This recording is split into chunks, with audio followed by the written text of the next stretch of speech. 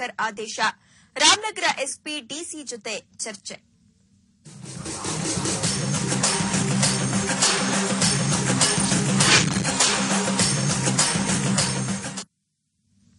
ನಿತ್ಯಾನಂದ ವಿರುದ್ಧ ಸಮಯ ನ್ಯೂಸ್ ಕೈಗೊಂಡಿರುವ ಅಭಿಯಾನಕ್ಕೆ ಸರ್ಕಾರ ಸ್ಪಂದಿಸಿದೆ. ಸಚಿವ ಕಿಮ್ಮನೆ ರತ್ನಾಕರ್ ಈ ವಿರುದ್ಧ ಕ್ರಮಕ್ಕೆ ಮುಂದಾಗಿದ್ದಾರೆ. ಈ ಕುರಿತು ಇಂದು ವಿಧಾನಸೌಧದಲ್ಲಿ ರಾಮನಗರ ಎಸ್ಪಿ ಮತ್ತು ಜಿಲ್ಲಾಧಿಕಾರಿ ಜೊತೆ ಸಭೆ ನಡೆಸಿದ ಅವರು ಗುರುಕುಲ ವಿರುದ್ಧ ಕಾನೂನು ಕ್ರಮಕ್ಕೆ ಆದೇಶ ನೀಡಿದ್ದಾರೆ. ಸಭೆ ಬಳಿಕ ಮಾತನಾಡಿದ ಕಿಮ್ಮನೆ ರತ್ನಾಕರ್, ನಿತ್ಯಾನಂದ ವಿರುದ್ಧ ಕ್ರಿಮಿನಲ್ ಕೇಸ್ ದಾಖಲಿಸುತ್ತೇವೆ ಅಂತಾನೂ ಹೇಳಿದ್ರು. ಗುರುಕುಲದ ಮಕ್ಕಳ ಹೆಸರು ಬದಲಾಯಿಸಲಾಗಿದೆ. ಇದು ಕ್ರಿಮಿನಲ್ ಅಪರಾಧ ಅಲ್ಲದೆ ಗುರುಕುಲಕ್ಕೆ ಸರ್ಕಾರ ಯಾವುದೇ ಅನುಮತಿ ನೀಡಿಲ್ಲ.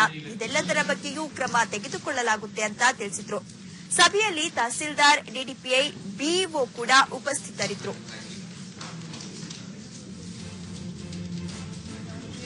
ಇನ್ನು ಸಮಯ ಅಭಿಯಾನಕ್ಕೆ ಸ್ಪಂದಿಸಿದ ಶಿಕ್ಷಣ ಸಚಿವ ಕಿಮ್ಮನೆ ರತ್ನಾಕರ್ ಅವರಿಗೆ ಸಮಯ ವಾಹಿನಿ ಪರವಾಗಿ ಧನ್ಯವಾದ.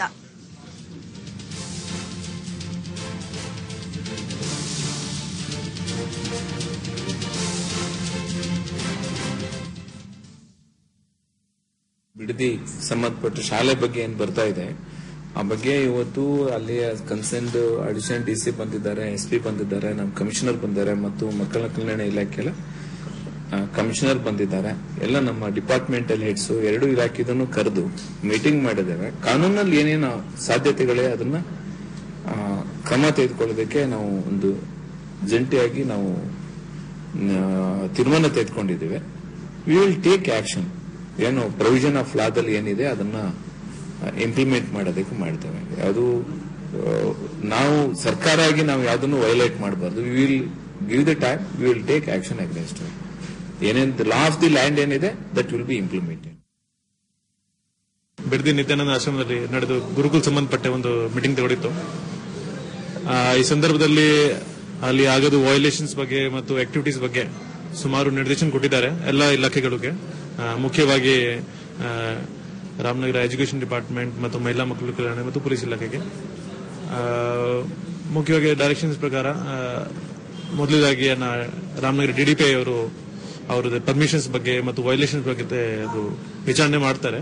ಆದ ನಂತರ ಇನ್ ಕೇಸ್ ಅದರಲ್ಲಿ ಯಾವುದು ವಯೋಲೇಷನ್ಸ್ ಆಗಿದೆಯಾ ಕರ್ನಾಟಕ ಎಜುಕೇಷನ್ ಆಕ್ಟ್ ಮತ್ತು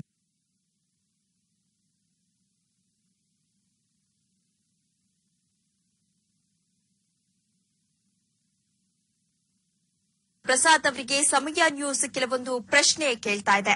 ಕಂದಾಯ ಸಚಿವರೇ, ಈಗಲಾದ್ರೂ ಧೈರ್ಯ ತೋರಿಸಿ ದಿಟ್ಟ ಕ್ರಮ ತೆಗೆದುಕೊಳ್ಳಿ. ರಾಜ್ಯದ ನೆಲ ಸಂರಕ್ಷಣೆ ನಿಮಗೆ ಇಲ್ಲವೇ? ಸರ್ಕಾರಿ ಜಮೀನು ಒತ್ತುವರಿಯಾಗಿದ್ರೂ ಮೌನ ಯಾಕೆ? ಅಕ್ರಮಗಳಿಗೆ ಕಡಿವಾಣ ಹಾಕಿ ಜನರಿಂದ ಸೈ ಎನಿಸಿಕೊಳ್ಳುವ ಇಚ್ಛೆ ನಿಮಗೆ ಇಲ್ವಾ? ಶ್ರೀನಿವಾಸ್ ಪ್ರಸಾದ್ ಅವರೇ, ನಿತ್ಯಾನಂದನ ಆಶ್ರಮ ಕರ್ನಾಟಕದಲ್ಲೇ ಇದೆ. ಮುಖ್ಯಮಂತ್ರಿ ಆದೇಶಕ್ಕೆ ಬೆಲೆಯೇ ಇಲ್ವಾ? ಜಿಲ್ಲಾಧಿಕಾರಿಗಳೇ, ಈಗಲಾದ್ರೂ ಸೂಚನೆ ಕೊಡ್ತೀರಾ?